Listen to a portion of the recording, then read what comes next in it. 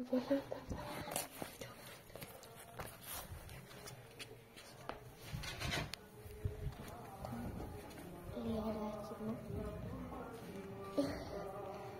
στην τηλεόραση TikTok. Για το μεταξύ πρέπει να το βάλω έτσι, για να δείχνω την εικόνα.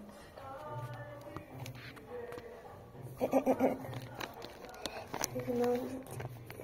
Εντάξει. Και έχουμε η αλήθεια πάντα βγαίνει. Adidas. Είχα το βιβλίο της γλώσσας, γιατί εγώ πάω τρίτη. Και αλήθεια πάω τρίτη. Και έβλεπα μία από τη συμμαθήτριά μου που έκανε βιβλίο Πανδώρα.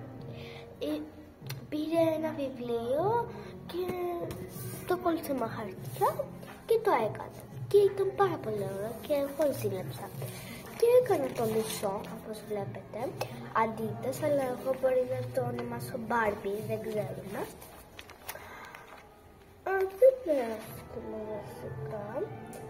Εδώ τώρα έχω πια, δηλαδή όπως αυτό έκανα. Μετά έκανα και έχω άλλα 30 να κάνω. Και έχω άλλοι 30 να κάνω. Και τα τελευταία πρέπει να πάρω άλλα 15 χαρτιά. Θα πάρω άλλα 15 χαρτιά και θα τα κάνω. Τώρα είναι της γλώσσας και το έχω φτιάξει κάπως. Να, είναι της γλώσσας. Οπότε πρέπει να δεν είναι τα χαρτιά του τετραδίου που λέμε, είναι τα μεγάλα που είναι για τα, πώς λέγεται, για το σχολείο. Ωραία.